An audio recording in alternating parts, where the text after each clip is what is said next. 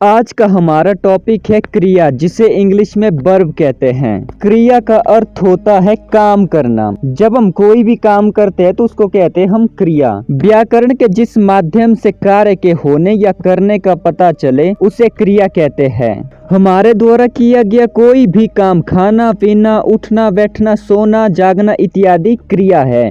क्रिया के भेद अर्थ के आधार पर, संरचना के आधार पर और प्रयोग के आधार पर है। सबसे पहले बात करते हैं अर्थ के आधार पर क्रिया के कितने भेद हैं। अर्थ के आधार पर क्रिया के दो भेद है, सकर्मक क्रिया और अकर्मक क्रिया। इन दोनों क्रियाओं को समझने से पहले ये समझो कि कर्ता, कर्म और क्रिया क्या होता है। कर्ता होता है काम करने वाला, कर्म होता है जो काम हो रहा होता है और क्रिया काम के होने को दर्शाती है। सकर्मक क्रिया और अकर्मक क्रिया। सकर्मक क्रिया वो होती है जिसमें कर्म होता है, जिसमें डायरेक्ट इफेक्ट कर्म पर पड़ता है, लेकिन अकर्मक क्रिया में कर्म नहीं होता है, इसमें डायरेक्ट इफेक्ट कर्ता पर पड़ता है। सकर्मक क्रिया में एक कर्मक और द्विकर्मक क्रिया को कैसे छांटेंगे। एक कर्मक क्रिया को क्या शब्द लगाकर छांटेंगे। क्या शब्द निर्जीव के लिए उपयोग किया जाता है। एक कर्मक क्रिया में अधिकतर निर्जीव चीजें ही आएंगी और द्विकर्मक क्रिया में किसको वर्ड लगाकर पहचानेंगे।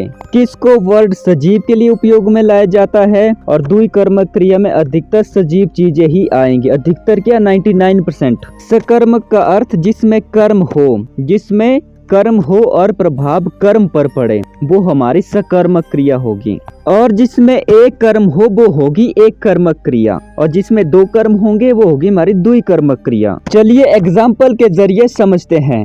राधा मूर्ति बनाती है, इसमें राधा करता है, बनाती है ये क्रिया है, और मूर्ति क्या काम हो रहा है, मूर्ति बनाने का, ये हमारा कर्म है। अगर इसमें कर्म है तो ये हमारी सकर्मक क्रिया है, और राधा मूर्ति बनाती है इसमें एक ही कर्म है तो ये हमारी एक कर्मक क्रिया है। अब ट्रिक के जरिए समझते हैं। अगर हमारे को क्या शब्द का आंसर मिल रहा है तो वो एक कर्मक क्रिया है। जैसे राधा क्या बनाती है, हम कर्म को यहाँ से हटा देते, यहाँ पर लगाना हमने क्या, राधा क्या बनाती है, तो हमारे को उत्तर मिल रहा है राधा मूर्ति बनाती है, तो ये एक कर्मक क्रिया है। दूसरे में भी सेम वैसा ही करो। मुकेश क्या खेलता है और मार को आंसर मिलता है मुकेश वॉलीबॉल खेलता है। मनोज क्या खाता है, मनोज मिठाई खाता है। इस तरीके से आप एक कर्मक क्रिया को आसानी से पहचान पाओगे।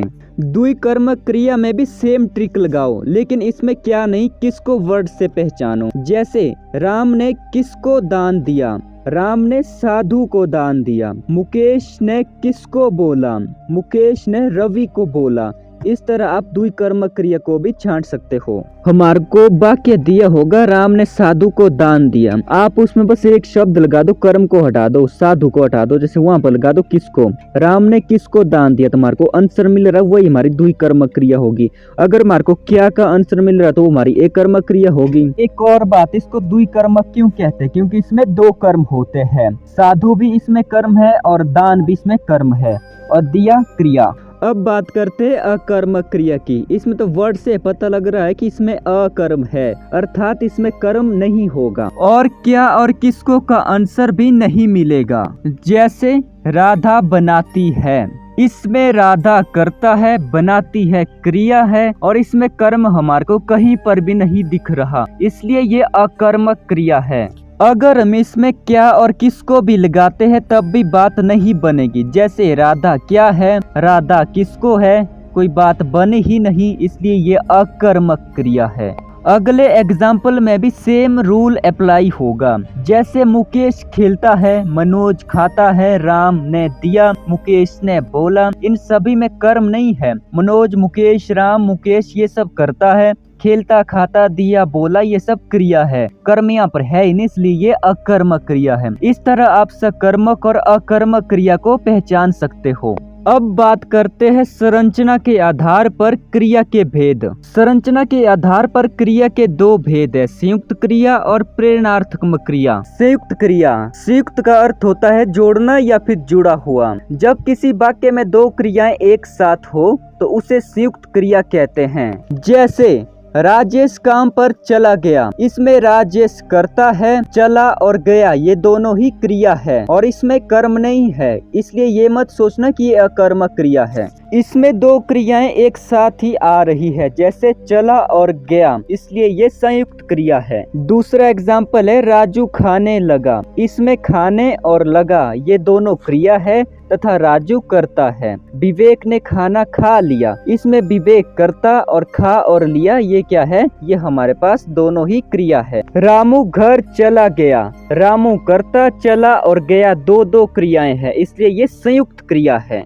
प्रेरणात्मक क्रिया, इसमें कर्ता खुद काम न करके दूसरे से काम करवाता है, या फिर कोई भी व्यक्ति या कर्ता या तो प्रेरणा लेके काम करता है या फिर किसी को प्रेरणा देकर काम करवाता है, यही हमारी प्रेरणात्मक क्रिया है। जैसे राजेश ने घर बनवाया। राजेश करता है, इसमें बनवाना तो क्रिया है लेकिन वो क्रिया खुद नहीं हो रही है, दूसरों से करवाई जा रही है। राजेश घर खुद नहीं बना रहा, वो दूसरों से घर बनवा रहा है, यही हमारी क्या प्रेरणात्मक क्रिया का उदाहरण। राजू ने रोहित से काम करवाया। राजू जो कि करता है वो खुद काम न करो के रोहित से काम करवा रहा है। अगर मैं किसी दूसरे व्यक्ति से प्रेरित होके अगर कोई काम करता हूँ तो वो भी प्रेरणात्मक क्रिया में ही आता है।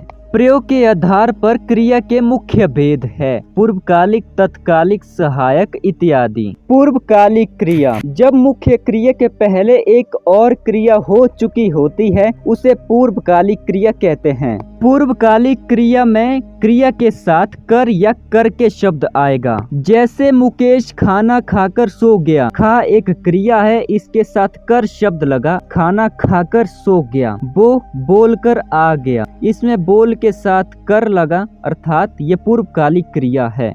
ऐसे ही खाकर, रोकर, बोलकर, देखकर, जाकर या फिर जा करके, देख करके, रो करके, खा करके, बोल करके इत्यादि शब्द आए तो समझ जाना ये पूर्वकालिक क्रिया है। तत्कालिक क्रिया, इसका अर्थ होता है अभी अभी जो हुआ वर्तमान में। इसमें क्रिया के साथ ही शब्द का उपयोग होता है। जैसे वह जाते ही गिर गया, जानवर देखते ही डर गया। जहाँ पर भी क्रिया के साथ ही शब्द आए, जैसे खाते ही, सोते ही, देखते ही या फिर जाते ही इत्यादि कहीं पर भी आया हो तो समझ जाना ये तत्कालीन क्रिया है। अब बात करते हैं सहायक क्रिया की। इसको इंग्लिश में हेल्पिंग वर्ब भी कहते हैं। इस क्रिया का क्रिया में महत्वपूर्ण योगदान है क्योंकि इसके जरिए हमारे को ये पता लगता है कि क्रिया किस समय हुई। जैसे श्याम खेल रहा है, इसमें श्याम करता है, वह खेल रहा है, किस समय में, अभी वर्तमान में खेल रहा है। श्याम खा चुका है, बात हो रही है पास्ट की कि श्याम खा चुका है। श्याम खेलता था, मतलब कि श्याम खेलता था अब नहीं खेलता है। श्याम खेलता है, श्याम अभी भी खेलता है। श्याम खेलेगा, मतलब श्याम भविष्य में खेलेगा। इस तरह समय का पता लगता है सहायक क्रिया के जरिए।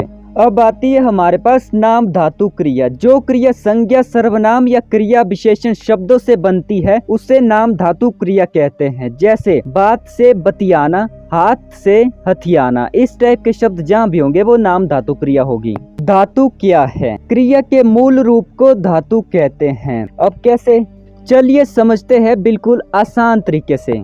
मैंने एक तरफ धातु लिखी है और दूसरी तरफ क्रिया के शब्द लिखे हैं। पढ़ एक धातु है जिससे क्रिया के अनेकों शब्द बनते हैं। जैसे पढ़ से ही पढ़ना बन गया, पढ़ता बन गया, पढ़ा। लिख धातु है, इसमें प्लस ना लगाकर, प्लस ता लगाकर, प्लस आ लगाकर लिखना, लिखता और लिखा हो गया। वैसे ही सेम दिख और खा में है, दिखना, दिखता, दिखा, दिखाना, खाना, खाता, खाया, ये सब धातु से ही शब्द बनते हैं। इसीलिए क्रिया का मूल रूप धातु को कहते हैं। शायद आज का कॉन्सेप्ट भी आपका बिल्कुल अच्छे से क्लियर हुआ होगा। कुछ समझ ना आया हो तो आप कमेंट करें, हम नेक्स्ट वीडियो में और अच्छे से समझाएंगे। बाकी MSR इनसाइट को लाइक, कमेंट, शेयर और सब्सक्राइब करें।